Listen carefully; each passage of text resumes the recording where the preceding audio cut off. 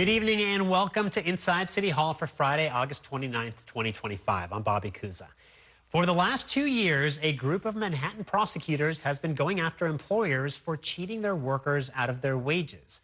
But in an interview with New York One, the head of that unit says immigration enforcement fears may now be keeping victims from coming forward.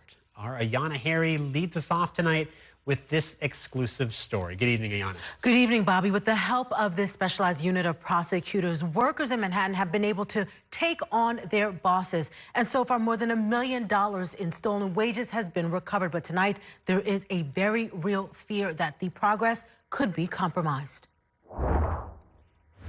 We've done cases involving 2 victims. We've done cases involving over 100 victims. Rashna Pathak has built a career fighting for New Yorkers who often live in the shadows. Undocumented populations. These are day laborers. These are construction workers. These are pizza workers who don't have papers. In the midst of the current immigration crackdown, connecting with those in need has become increasingly difficult. Pathak runs the Worker Protection Unit in the Manhattan District Attorney's Office. The lawyers investigate allegations of wage theft and employee exploitation. The fear is real, and the employers prey on that fear. They don't imagine that a lot of these workers are going to have the courage to come into a DA's office. Most cases here begin with a phone call to their hotline, but recently the phone just hasn't been ringing. The numbers have dropped tremendously, steeply.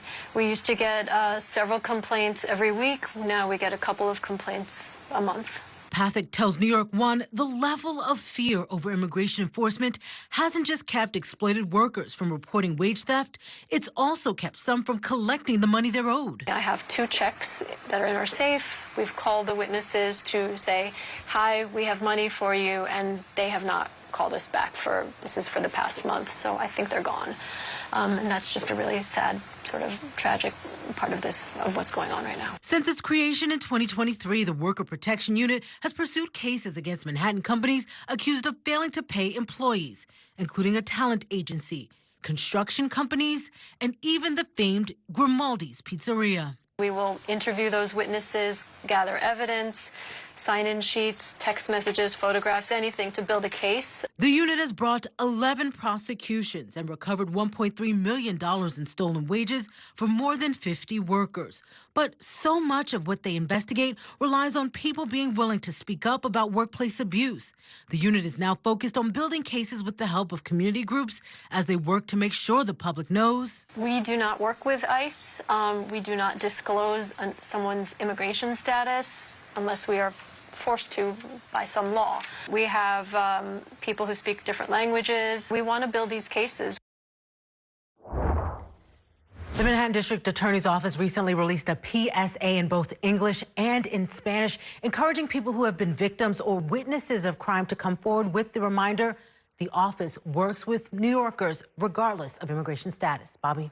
And Ayanna, it seems like the problem is, people don't come forward because they're afraid of immigration enforcement. And then as employers become aware of that, correct, then you have bad actors out there who are even more likely to engage in wage theft. And that's precisely what they are concerned about, that employers who may be, inclined to take advantage of workers may be even further emboldened because of this climate right now, where they know folks are going to be concerned about speaking up. But I will say, in the cases that they've worked on, we're not just talking about small checks. In some cases, we're talking about thousands of dollars. People who work for weeks on weeks, for example, on construction projects, doing, sheetrock for an entire building and never getting paid. So it is a significant amount of money in some of these cases for the people that they are owed.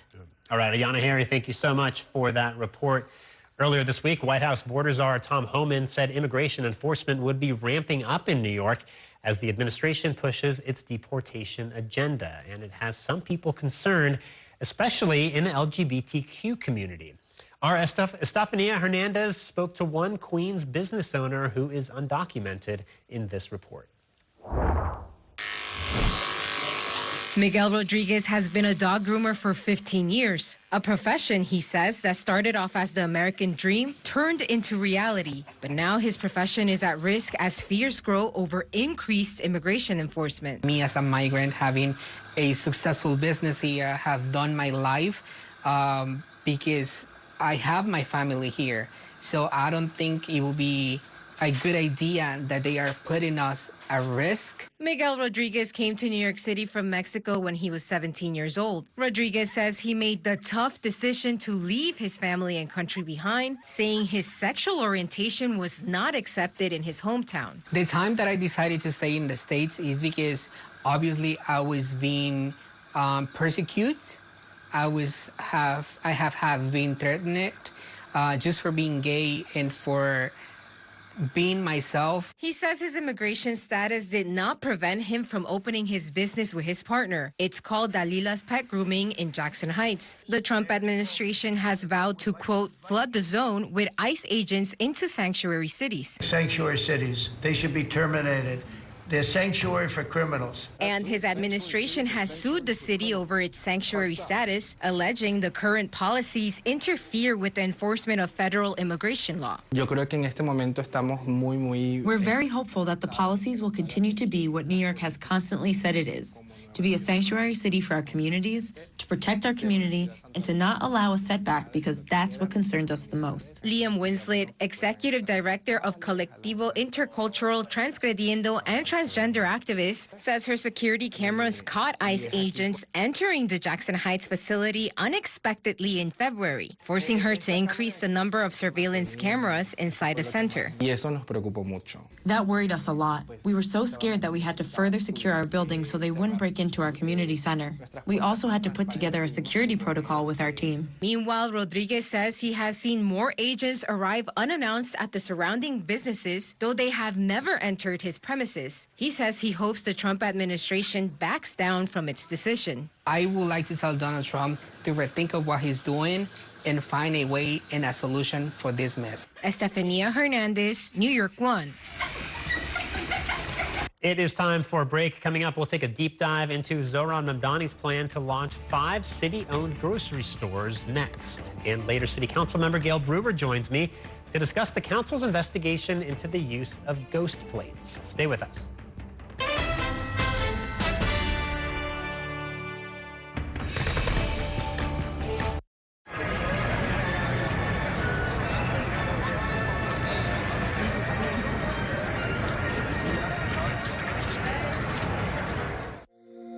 Every day tells a new story. At Mornings on One, we're dedicated to bringing you the stories that matter most to start your day.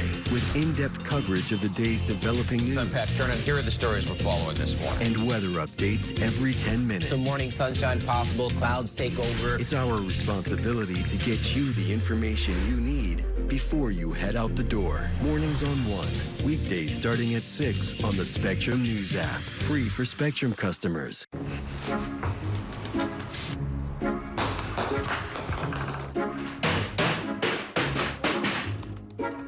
What do we have going on here? Well, I heard you guys talking about online threats, so I built an internet for it. We have Spectrum, so our internet blocks threats automatically. Oh.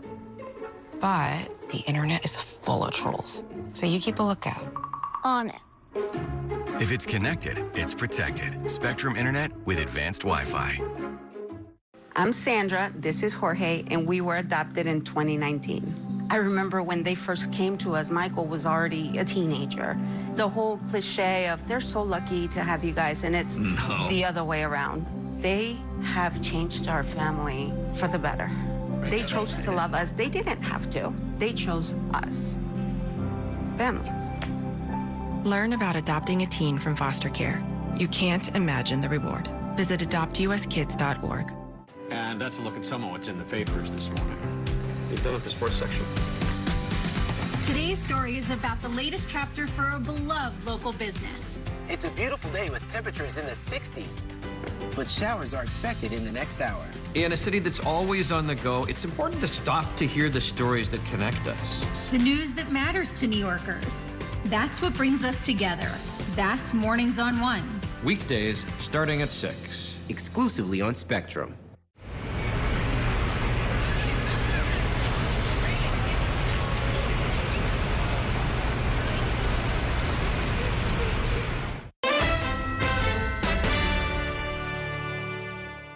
Welcome back to Inside City Hall. One of mayoral candidate Zohran Mamdani's big campaign promises is a network of city-run grocery stores, one in each borough. His rationale: New Yorkers can't afford groceries. But experts argue there might be more factors at play that Mamdani should consider before he makes any final plans. Our State House reporter Bernadette Hogan has more in this story. Grocery prices are out of control. The cost of eggs and milk has skyrocketed. Some stores are even using dynamic pricing, jacking up the cost over the course of a day depending on what they can get away with. It doesn't need to be this way. Zohran Mamdani's promise to make the city more affordable for New Yorkers could extend to supermarket shelves near you, should he get his way and become mayor.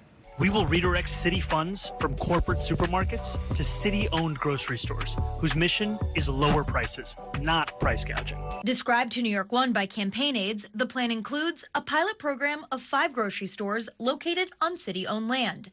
They would be exempt from rent and property taxes, obtain products at wholesale prices, all without plans to turn a profit. But industry experts who have not been in contact with the Mamdani campaign shared some advice. Lack of predictability coming out of Washington, D.C. with the tariffs. And that's not anything that a mayor can deal with. Representing supermarkets across the state, the Food Industry Alliance said grocers already operate on thin margins, facing challenges including continued pandemic recovery, global supply chain shortages, and restrictive government policies. The grocery store is the last touch point, and they are the public-facing entity of that touch point. So they are the ones that receive the backlash in times of food inflation or higher costs that are out of their control. The idea of using a business's tax dollars against them to compete against them is frankly offensive to this industry that has been persevering through challenge after challenge, not just in the last 5 years, but a lot of these are neighborhood grocers. A Mamdani spokeswoman pushed back, saying grocery costs are skyrocketing, leaving New Yorkers stretched thin. She continued, "We can't keep ignoring a crisis that's making the city unlivable for working families." Zohran Mamdani has a clear plan: build grocery stores in food deserts that guarantee lower prices so every New Yorker can put affordable, healthy food on the table. Formerly leading Whole Foods' grocery merchandising division, Errol Schweizer says Mamdani's vision is the right move. Grocery prices have gone up, depending on the category, 30 to 60% in the last 5 years. If you're talking about like French fries and tater tots, you're talking nearly 70% increase in price since 2019. 40% is about what the markup is that most grocery retailers function. They can't run off of a markup much lower than that. So to think about it another way, essentially the increase in price since 2019 is about equal to what the cost of doing business is for grocery retailers. He says large corporations put unnecessary pressure on supply chains. What would a supply chain look like that operationalizes the right to food to make sure that everybody is fed? Arguing Mamdani should think bigger and start with 20 public stores, comparing it to the Department of Defense's commissary program. Prices are 20 to 30% lower than typical retail, and they run off of essentially a 5% markup that just covers store overhead. But everything that is typically budgeted at a store level is just budgeted centrally through the Department of Defense. And this enables service members to have access to more affordable groceries. Recently, a taxpayer-funded grocery store tried and failed in Kansas City, Missouri. Local reporting cited high crime rates and lack of profitability, despite receiving millions in economic development dollars. Is it fair for the city to give somebody a spot for no rent when Whole Foods and Trader Joe's and Wegmans and D'Agostino's and Gristedes, they're all paying sort of market rents in the city, and their prices reflect that. The city already owns the property occupied by several markets, like the Lower East Side's Essex Market and Moore Street Market in Williamsburg. But it's unclear whether they would be selected by Mamdani as part of his plan. Supermarkets have taken spaces that are just difficult spaces to lease. And over the past probably decade or so, they have gone downstairs. New Yorkers have proven that they will go down 1 or 2 flights take an escalator, bring their, shopping bags, and then walk back up with them. The city's Economic Development Corporation already has tax and zoning subsidies granted to developers and grocers willing to open in so-called food deserts. But Mamdani's campaign said it would end the program. The campaign said a Mamdani administration would also include rules that bar city store competition with union grocers, as well as mom-and-pop stores. Bernadette Hogan for Inside City Hall. And before we head to break, we are bringing you an excerpt of this week's You Decide with Errol Lewis podcast episode. Errol sat down with Ruth Messenger. She is the first Jewish woman to have won a New York City mayoral primary, and she also earlier this month endorsed Zohran Mamdani in the race for mayor. She explains some of her reasoning in this part of her conversation. He's not running to be my ambassador to the Middle East. Then I might have a few questions. He's running to be the mayor of an extraordinary city with a very large population of Jews, and he has been eloquent in talking about fighting hate crimes of all kinds, recognizing that there's a rise in anti-Semitism, which he plans to address. I just think he couldn't be clearer about those issues, but I endorsed him because of everything else that he's saying. He's talking about the issues that matter to New York families. You know, I'm very lucky, Earl. I live with my great-grandson. He's 5. I live with his parents. He's starting public school in a week, kindergarten. He literally has friends from pre-K whose families are leaving the city because they can't afford to live here. Wow. So in a sense, in our circle, it's real. Right. And I want him to thrive in New York. I want his grandchildren to thrive in New York. And Zohran Mamdani is talking about the issues that are on the minds of the vast majority of New York families. And a reminder that New York One's podcasts are now on YouTube. Just search NY1 Podcast to find our channel. And you can catch the full episode of You Decide on our air on New York One this Saturday night. That'll run at 9 p.m. and will be followed by the Off Topic on Politics podcast featuring myself, Courtney Gross, and Bernadette Hogan at 9:30. It is time for a break. Coming up, President Trump is unilaterally blocking nearly $5 billion in foreign aid that was already approved by Congress. We'll explain next. Stay with us.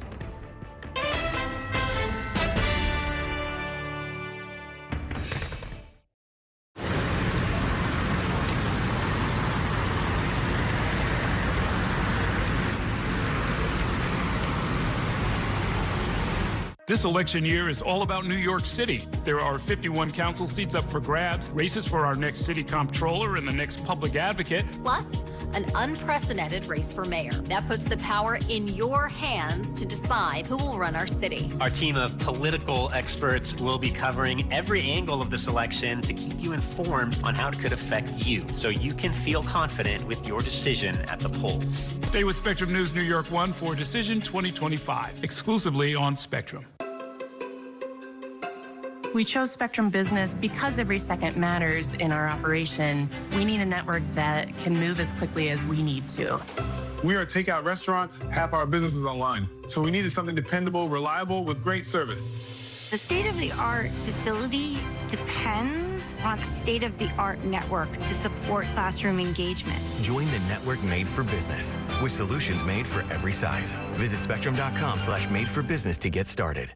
Mom was always organized, but she started forgetting to pay her bills on time. And she'd buy the same gifts over and over. Telling the girls about my Alzheimer's diagnosis was really hard. At first, we had our cries, but then we were like, okay, let's make a plan. Early detection gave us time to adapt together. It's so important for you to think about what you can do and making the most of what you have. If you or your family are noticing changes, it could be Alzheimer's. Talk about seeing a doctor together. From my time growing up in Queens watching New York One to my time reporting here, I've seen how quickly a story can change. At News All Day, we bring you the news as it's happening, from around the boroughs to local government to your neighborhood. Because our city never stops moving. 3, 2, 1. Hi, I'm Shannon Ferry with the day's developing stories. But first, stay up to date and informed with News All Day, weekdays from noon to 4.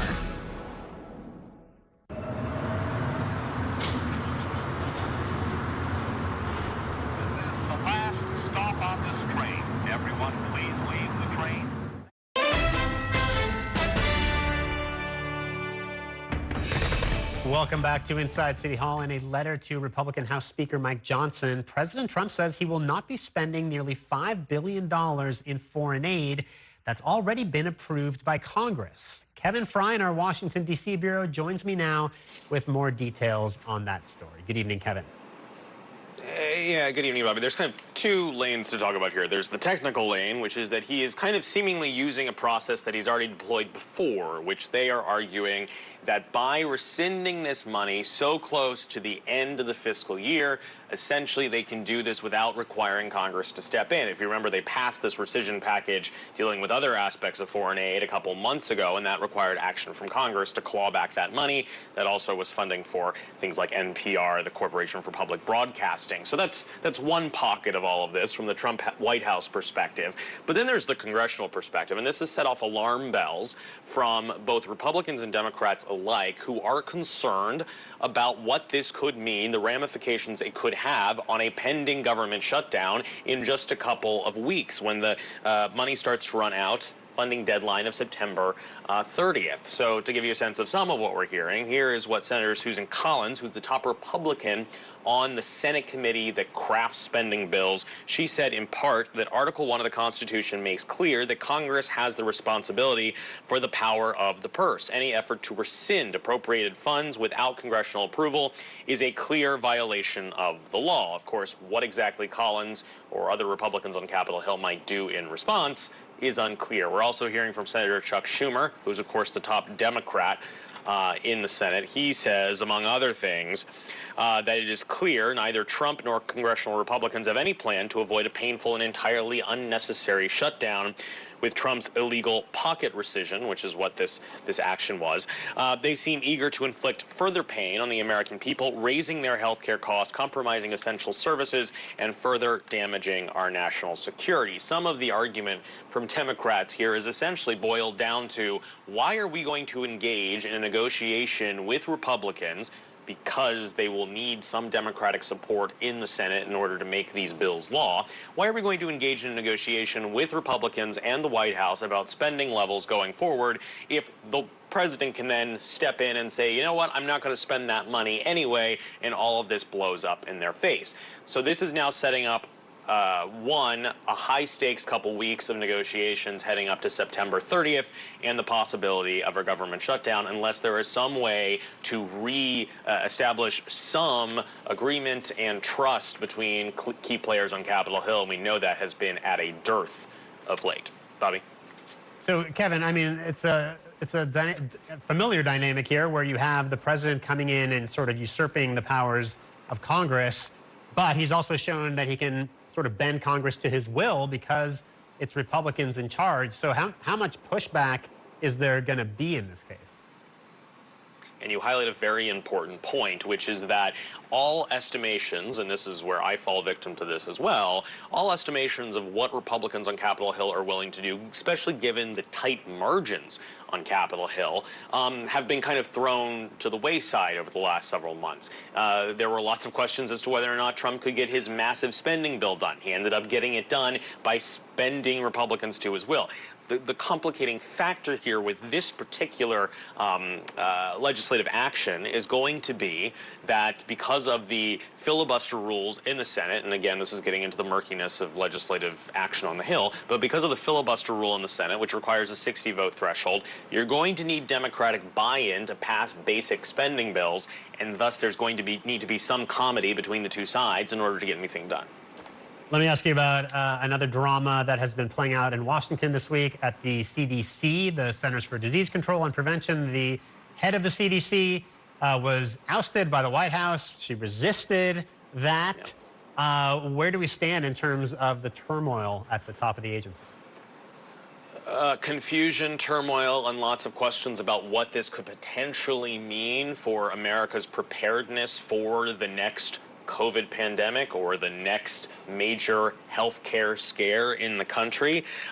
There is a deputy member of the hiyarchy within the Department of Health and Human Services, right under Secretary Kennedy, who's going to be serving in an interim role leading the CDC, at least for the time being. But then there are lots of concerns about what this could mean for the future of vaccines, vaccine policy in the U.S. There is already a lot of concerns about the availability of the COVID vaccine going forward. Could people have to go through various hurdles because of the new kind of policies that have been set by the CDC about the availability of all of this? Could folks have to pay more out of pocket because insurance might not necessarily cover it? So that's all within this kind of one part and parcel of this larger issue that's going on at the CDC, which of course was long considered the gold standard when it comes to healthcare. The other question that is certainly going to be bubbling up next week when Congress returns is, will they be able to find anyone that could be Senate confirmable to actually lead the CDC? Because anyone that might be in line with what Secretary Kennedy and the Trump administration seems to be pushing, which is a certain amount of vaccine skepticism, might not pass muster with the Republicans on Capitol Hill, particularly folks like Bill Cassidy, who, of course, is in charge of the Health Care Committee, and he seems a little bit scorned by what has just happened at the CDC after the promises he got, and also someone like Mitch McConnell, who, of course, battled polio as a child and so has been an advocate for vaccine availability and for vaccine use. So there are a lot of questions about the turmoil that also could be presented on Capitol Hill about finding a sure, confirmable replacement to head the CDC as well.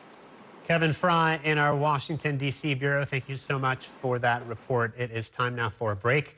Coming up, I'll be joined by City Council member Gail Brewer to talk about the council's investigation into ghost plates across the city and much more. Stay with us. We are back in a minute.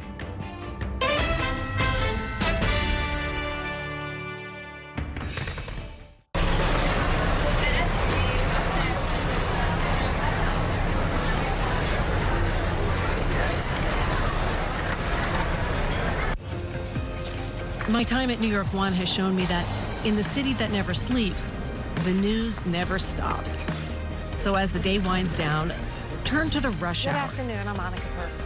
To catch up on the stories that matter across the 5 boroughs, with in-depth interviews from the city's newsmakers, plus the latest forecast. Catching you up with today, preparing you for tomorrow. Right here on the Rush Hour. Weekdays from 4 to 7 p.m. Watch this. I can make it hotter, I can make it colder. Hotter, colder for my phone. Smart birdhouse. Even the birds have Spectrum Wi-Fi. Who likes treats? You do. That's right. Yes, you do. Very impressive, son. And one more. Nice. Can I change colors? Launch party mode. Yeah. It's all about connecting with the fastest, most reliable internet from Spectrum. I'm Chris Jakovic. I served in the United States Air Force, and I deployed 3 times. So in 2017, I was serving as an Air Force First Sergeant. Our motto in that role is, my job is people, everyone is my business. But unfortunately, in that year, I would lose my own brother, Lance Corporal Adam Jakovic, to suicide. The majority of veteran suicides are from guns. I store my weapons securely, not only for myself, but for my family. My service never stops. At Spectrum Noticias, we recognize that our New York City community is vibrant and diverse. Spectrum Noticias delivers balanced coverage of the stories that matter in our communities and across the country. Our journalists are based in the neighborhoods we cover, ensuring you get in-depth reporting on what's happening in the places we call home.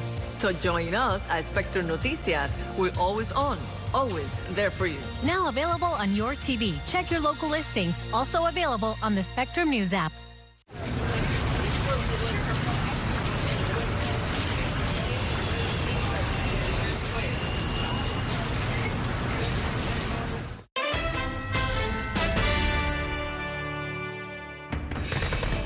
Welcome back to Inside City Hall. A new report by the City Council's Oversight and Investigations Division details how many ghost plates, plates that are obscured or mismatched, can be found throughout the city. The report included a survey of 3,500 parked cars across 10 police precincts in New York and found that 768 of them did not have New York State license plates. The Bronx saw the highest concentration of ghost vehicles, with Brooklyn and Queens following close behind. The report concludes that more enforcement is needed to protect the public. And joining me now to talk more about all of this is City Councilwoman Gail Brewer. She represents the neighborhoods of the Upper West Side, Lincoln Square, and Hell's Kitchen in Manhattan, and she is the chair of the council's Committee on Oversight and Investigations. Welcome back to the show. Thank you for joining us. Thank you. So, city and state officials have really touted this crackdown on ghost vehicles over the past year or two. But it sounds from this report like the problem is maybe much worse than they're letting on, right? I think it's true in the sense that 1 out of 5 of the ones that were looked at were, in fact, unregistered correctly. And I was surprised because the fact of the matter is it's not only, as you suggest, covering or perhaps a paper, but people can purchase them illegally, both from a storefront in Brooklyn and online. So I do think it is much more pervasive. And the other issue is people are, with these sorts of plates, are in fact going through more red lights, they're going through more speed lights, and they are not paying their fines. Right. So it's a real complicated and problem that has to be addressed. I mean, we heard a lot, especially in the run-up to congestion pricing, about people who are defacing their plates or altering a digit so that the cameras couldn't read them and they could get out of paying the tolls. But it turns out the out-of-state plates are also a big problem because they might look legitimate, but they're not actually registered to the vehicle. Right. That's exactly what was looked at, specifically the ones that are out of state. That's what this survey looked at, and that's where they found so many 1 out of 5 that were not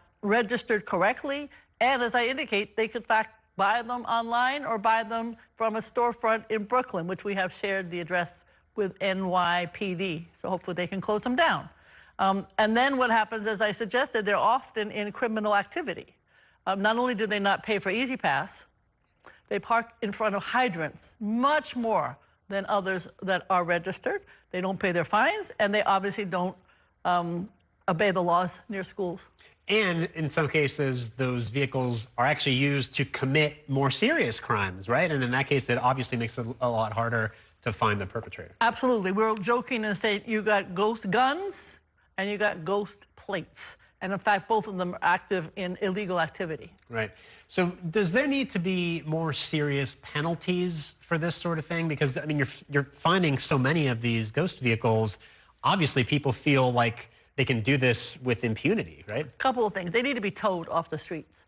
Right now, we have not enough tow trucks. And as you know, not enough tow pounds with available space. In Manhattan, to the credit of Cuomo, when he was governor, he closed the tow pound in Manhattan, and we don't have a new one. We can't just put the boot on them because, they may not ever move.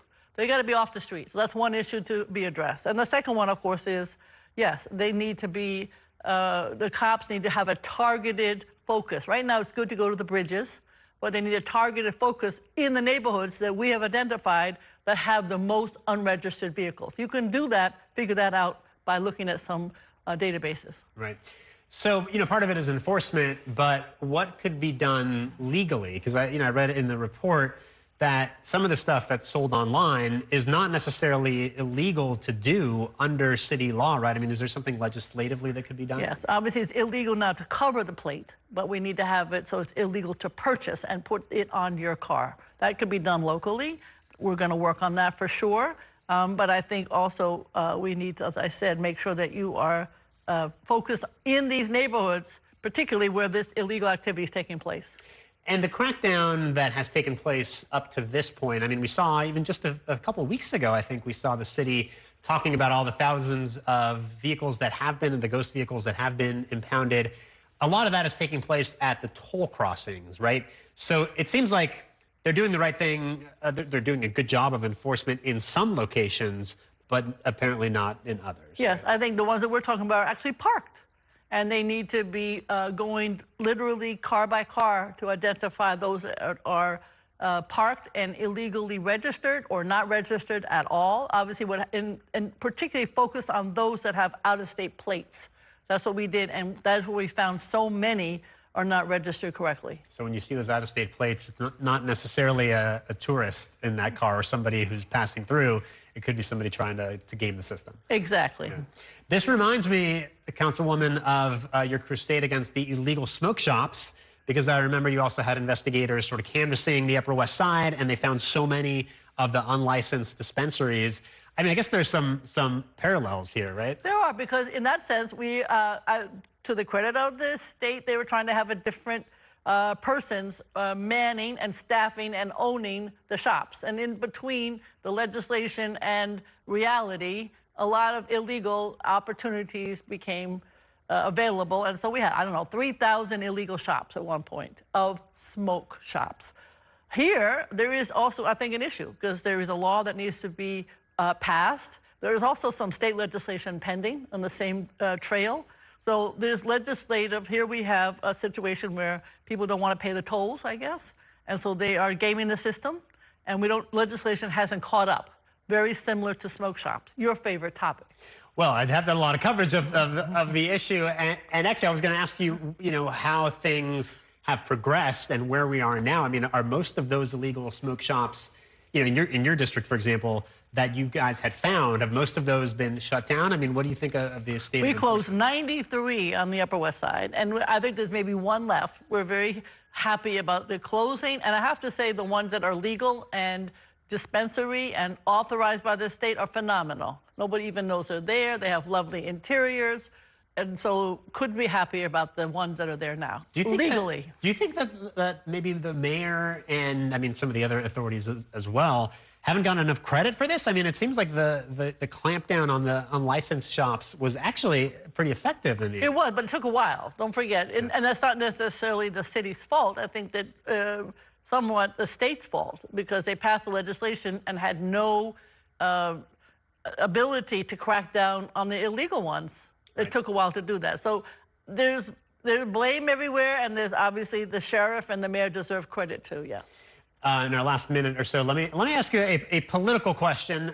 We don't want to get ahead of ourselves, but Zohran Mamdani is the Democratic nominee. He's obviously the front runner to win the race for mayor. The council has been a real check on Mayor Adams, who is obviously more of a moderate than I think the council as a whole. What happens if there's a Mayor Mamdani who I think fair to say is further to the left than a lot of council members? What does that dynamic look like? I mean, I think that I've been in this business for, many decades now. And I think when you end up having to run something like the city of New York, I don't know if it's moderate or just good governance. That's what takes over, has to take over. And so the city council also has to pass legislation that, is in line with good governance. That's what I hope. So I don't know whether it's moderate, I don't know if it's progressive, I don't know if it's to the left or to the right. Let's just run the city so that people are safe, healthy, transportation, and good schools. And I think that's what everybody's aiming for. All right, City Councilwoman Gail Brewer, thank you so much for joining us. Thank you. All right, it is time now for a break. Coming up, I will turn back to the race for mayor when I'm joined by two top reporters in our Friday Reporters Roundtable. Stay with us. We are back in a minute.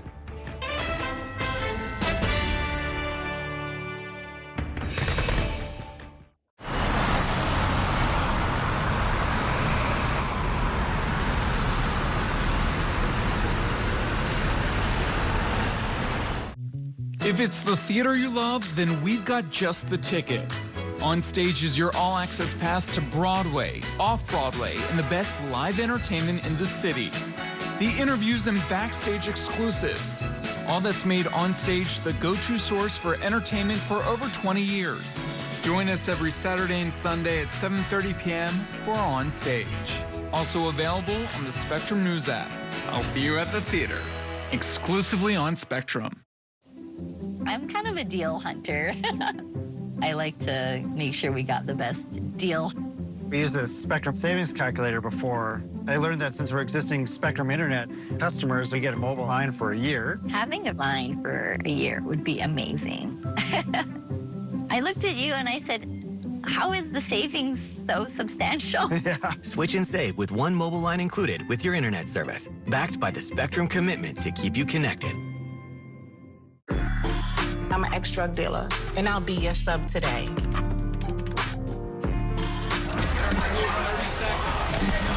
2 milligrams of fentanyl can be lethal. A lethal dose is in here. Who gets it, I won't know. It's cheap, it's potent, and it's profitable. The sad reality is fentanyl is being mixed into everything now. More kitchen now. My father was a New York City firefighter. My mission, like his, is to serve New Yorkers in a city that doesn't stop when the sun goes down. Being with New York One since the beginning, I'm now honored to join you even earlier each weeknight. Starting at 8 with New York Tonight, we'll explore the latest news developments, followed by New York One at 10 to wrap up your day. So join me each weeknight starting at 8 right here on New York One.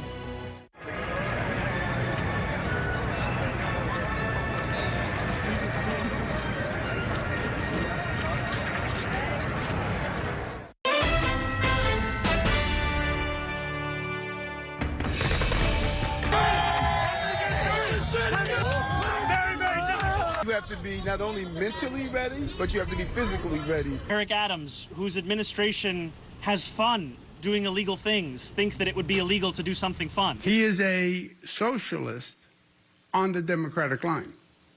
I'm a Democrat on an independent line. Last week, I spoke about the case. That's a wrap. Pro-criminal Zohran Mamdani and Andrew Cuomo, they are a hybrid that helps criminality in the city. Because President Trump will wind up being Mayor Trump if Mamdani is elected. Abuse of power and brazen force. There's no reason for them to come here. I don't think it's warranted at this time. They wanted an intimate setting where they could really speak to their lived experiences, and I think there was a very meaningful exchange. We have seen that this is a platform that is incredibly popular with New Yorkers because it focuses on that affordability crisis. When I walk in this Union Hall, I feel at home, and no man in the history of the city can say that. Welcome back to Inside City Hall. That was a look back at some of the week's top political stories, including the latest on the campaign trail in the race for mayor. And joining me now to discuss all of this are two top journalists in our Friday Reporters Roundtable. Hassani Gittins is the deputy editor of the nonprofit news organization The City, and Ethan Stark-Miller is the senior politics reporter for AM New York. Thank you both for being here. So let's start with the mayor's race and Andrew Cuomo. It seems like his strategy these last few weeks is to tie Zohran Mamdani to some of the more extreme positions that either he has expressed support for in the past or that DSA has made one of their policy platforms, right? I mean, whether that's legalizing prostitution, or now this week he's talking about, ending misdemeanors and closing jails and that sort of thing. So it seems like this is how he's going to come at Mamdani now. Yeah, so I believe it was last weekend or last week DSA put out this platform, national DSA, that had these policy positions in it, specifically the eliminating misdemeanors, basically overhauling the entire carceral system and getting rid of it. And Cuomo is trying to attach all of these newly, I'm not sure like if these were previously articulated by DSA, but at least they came out recently, and he's trying to attach them all to Mamdani. And Mamdani's saying, oh, these are out of step with, my platform. The stuff that I'm running on is on my campaign website. Look at that. But he is also a card-carrying member of the DSA, and it's kind of a difficult line to walk for him to be saying, I'm part of this organization, but I don't endorse these things. So it is going to be a challenge, I think. Yeah. Do you think this is going to work? I mean, everybody knows who Mamdani is, right? I mean, in the primary, it was clear he was sort of the more leftist candidate of the group. He's always been associated with DSA. It didn't hurt him then. I don't know if it's going to potentially hurt him in a general election. Yeah, I mean, in the general, I think the people who he had vote for him in the primary is kind of almost all he needs for the general, especially if people are super jazzed to come out to vote for Sliwa or anyone else. He doesn't have the exact same positions as the national DSA. He's pretty progressive, though, but I don't think that is necessarily hurting him right now. Like you said, like the people who like him are like, yeah, fine, let's try to close prisons. Let's try to do these things. Let's try to decriminalize prostitution. And he's got to kind of step back from that a little bit because he wants a little broader coalition right now, and that's not his specific platform. But, Cuomo's got to do what he's got to do. He's, flailing, basically, and the only reason that he gets this much attention is because he's Andrew Cuomo. He's got a lot of money. He's got a lot of expertise and people around him who've got a lot of power. But he's just, throwing stuff at the wall and see what sticks. That soundbite we saw earlier was Mamdani at the march and rally on Wall Street that Al Sharpton put on yesterday. Mamdani was actually the only mayoral candidate who was there, and Sharpton kind of brought him up on stage. He hasn't endorsed him, but I mean, he got a pretty warm reception which is certainly helpful to a Mamdani campaign, right? Yeah, and Sharpton also made a comment that he's taking attendance of who's there and, basically called out Cuomo and Adams. Oh, Andrew Cuomo, come up. Oh, he's not here. Eric Adams, come up. He's not here. Zohran Mamdani. And, I think it shows he might be embracing Mamdani a bit. And I'm a little confused about why the other two didn't show up. I mean, Cuomo had this event up in Harlem that had to do with a victim of a shooting. And I don't know why he couldn't do that at a different time of day. Maybe it was something the family was doing at that point. But not great optics for him and Adams. Yeah. I mean, it seems like Mamdani is maintaining the momentum, right, from the primary. Zomentum. Whether Zomentum, right? I mean, whether it's this or fundraising. I mean, I wanted to talk about fundraising later in the context of Mayor Adams, but he got $2 million yesterday from the Campaign Finance Board in matching funds. He had the scavenger hunt last weekend where thousands of people showed up. So it's not like he's fallen off. He's kind of got this energy of the city. People seem to really like him. And, regarding the Sharpton event, the one demographic where he's kind of got nowhere to go but up is with black voters. Like, he didn't really do well with black voters in the primary. Yet a lot of black voters would, resonate with his message. And I think once they see him and they see people like Sharpton embrace him, he can probably do even better. Because if a lot of the black voters in the primary went to Cuomo, and now Cuomo is, flailing and it's, he's the law and order candidate that doesn't generally often get black voters, Mamdani could do even better. Yeah. All right, you guys hold it there. We're going to take a quick break. I will have much more with these reporters when we come back in 2 minutes. Stay with us.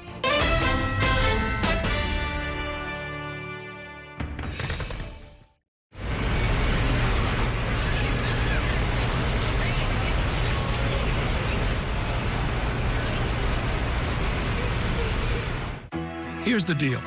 People need a place to explore national issues that have an impact on their community. To understand those issues better, we're bringing together our team of local political journalists from across the country to break down what's happening. So join us every week to catch up on the key stories making a big difference across the nation and in your local community. Watch The Big Deal with Errol Lewis Friday nights at 9 on Spectrum News New York 1. Available on all of your favorite devices exclusively on Spectrum.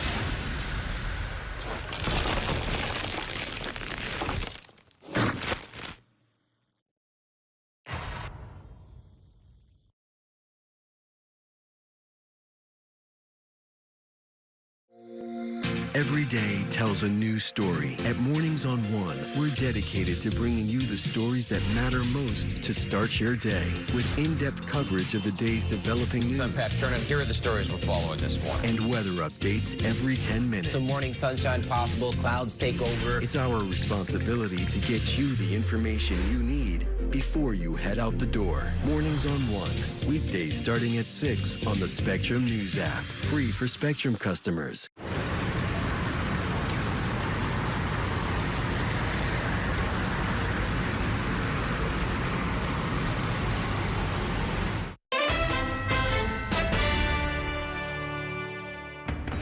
Welcome back to Inside City Hall. I'm once again joined by my reporters roundtable, Hassani Gittins of The City and Ethan Stark Miller of AM New York. So let's talk about the Eric Adams campaign. This week it was again denied about more than $3 million in matching funds.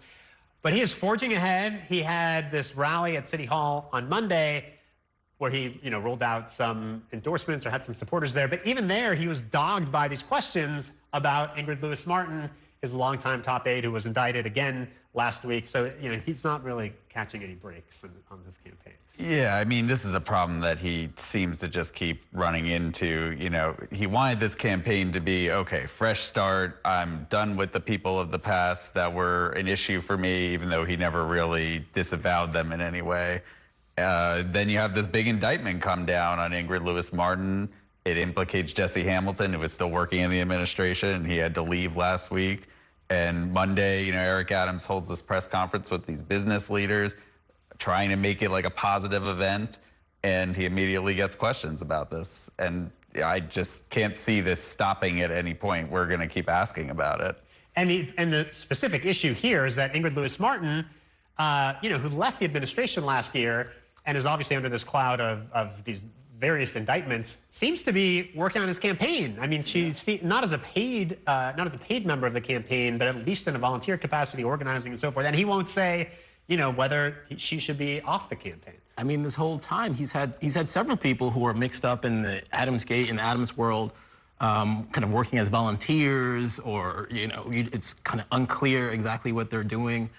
People giving out bags of potato chips on the sidelines. So it's and to me it's interesting, the people who are supporting Adams who claim to be kind of upstanding and law and order people, and it's like, this guy has indictments all around him, and he's gonna be the guy who's here for morality and law and order. It's ironic.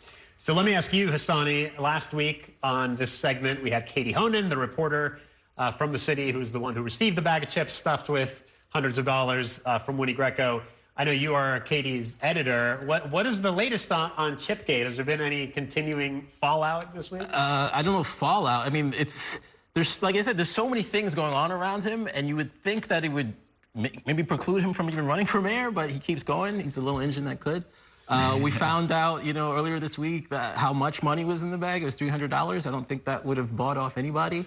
It's me and Katie and I talk about this a lot, and like when she called me, even, it's just so bizarre that we almost feel sympathy for Winnie Greco. Like, is it what was going on in her head that made her think that this wouldn't blow up into a story? Like, it's almost like she wanted this to blow up into a story. Maybe she's sabotaging Adams. I have no idea. I guess it's probably been some good attention for the city, right? For the newsroom? Donate. Don't forget the city.nyc. Go to donate. Make it monthly if you can. It's probably one of our biggest stories ever. Definitely one of our biggest stories in August. Usually it was supposed to be a slow day, a slow week. And then this happened and just blew up all of our lives. Yeah. All right, switching topics, let me ask about President Trump and these threats the new threats from Washington. I mean, it's sort of two-pronged. There's the bail reform thing. He's attacked New York for what he refers to as cashless bail. I mean, he doesn't really get the facts right on this, but he says he's threatening to pull funding from New York and then threatening to send National Guard troops to New York. I mean, I have a hard time knowing whether to take this seriously, or is it just sort of an offhand threat that Trump makes? What do we make of this? I mean, it feels like kind of an offhand threat. I mean, of course, we already have National Guard troops in the subways because Governor Kathy Hochul decided to send some there as like a deterrent for crime, even though they can't really do much of anything. And then, there's this element that she seems to have this very good relationship with Trump, even though she's publicly railing against him over congestion pricing and other things, talked about how she's Rambo and, she's fighting this crusade against him. But I don't know. It seems like when they get together and talk, she's able to whisper to him in some way. I mean, it's curious what's going on behind the scenes. No, I totally agree. I mean, she said she had this phone call with Trump last weekend and somehow like ingratiated herself to him, because then he said a day or two later, I have a good relationship with Kathy. And it sounded like almost like he was reversing himself on the National Guard threat. So, I mean, and we also have the police commissioner meeting with Trump White House officials. So maybe we've like talked him out of this. Or something. I mean, Trump is known to lie and make things up and not know what he's talking about. So you got to take that. Like, it's funny, we always kind of attack these stories like, I wonder if this is serious. But he's also, from his first presidency, and back then I was more of a national editor, and people talked about how the last person who talks to him often ingratiates himself. Like, if you're in the room with him and you just start talking to him, he's like he wants to always be charismatic. He always wants to kind of, be loved and everything, that he just accepts whatever, like, the last thing in his ear. Most of the people in his ear are kind of terrible. But, you know, if Kathy Hochul is there for 5 minutes, but that doesn't mean an hour later someone doesn't convince him of something else. So you never know what you're going to get. These latest threats, it's like the threat to the transportation, and they have taken over Penn Station for the most part, for financing reasons, or at least. You never know. You never know. It's like, just brace yourself. Like, who knows? He could be in jail in 2 years, you know? All right, last topic, and I feel like we talk about this all the time. Hakeem Jeffries, the House Minority Leader, Brooklyn Congressman, has still not endorsed Zohran Mamdani, and we keep wondering if he's going to do it. He met this week with Mamdani and with Congresswoman Yvette Clarke and some others.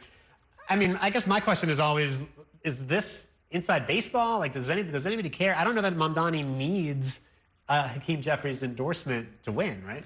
I don't think he does. I think it's more just like the oddity of top Democrats in New York not getting behind the nominee for the party for mayor. It's very strange, and I guess we've all been waiting to see, wait, when is this gonna, you know, when are the chips gonna fall on this one? I don't think he's gonna get an endorsement from Jeffries or Schumer or Hochul. They've all got their own things to worry about in the next year. It's really weird, especially when there's kind of no viable alternative for them. You know, Eric Adams, like, nobody else is running on a Democratic. They didn't, you know, Eric Adams and Andrew Cuomo both have all this kind of scandalous past that I'm sure they're not going to get the endorsement. And it's like, I mean, I know they're kind of afraid of their own shadows and their corporate backers and stuff, but like, what do they really have to lose from just saying, yeah, I endorse the Democratic candidate for mayor? Yeah. It's like, it's not that hard. All right, guys. Hassani Gittins, Ethan Stark Miller, thank you both for joining me tonight. And that is going to do it for tonight's show. Stay tuned for another episode of our weekly national political show, The Big Deal with Errol Lewis, at 9 o'clock tonight. We are off on Monday for Labor Day, but we'll return on Tuesday. Thanks for watching, everybody, and have a great holiday weekend. We will see you the next time on Inside City Hall.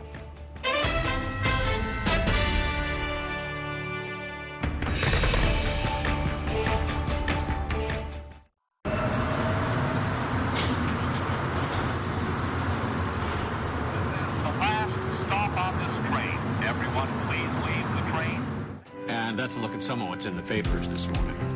We've done with the sports section. Today's story is about the latest chapter for a beloved local business. It's a beautiful day with temperatures in the 60s, but showers are expected in the next hour.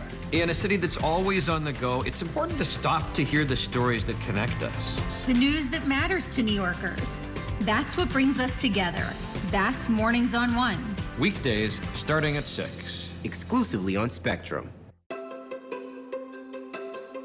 We chose Spectrum Business because every second matters in our operation. We need a network that can move as quickly as we need to. We've built some clientele that are not local, and live streaming is the way we connect. We are a takeout restaurant. You order your food online, half our business is online. So we needed something dependable, reliable, with great service. The state-of-the-art facility depends upon having a state-of-the-art network to support classroom engagement. When we had our grand opening, we needed to be able to operate from day one with ease. Join the network made for business, with solutions made for every size. Visit spectrum.com/made-for-business to get started. This election year is all about New York City. There are 51 council seats up for grabs, races for our next city comptroller and the next public advocate. Plus, an unprecedented race for mayor. That puts the power in your hands to decide who will run our city. Our team of political experts will be covering every angle of this election to keep you informed on how it could affect you, so you can feel confident with your decision at the polls. Stay with Spectrum News New York 1 for Decision 2025, exclusively on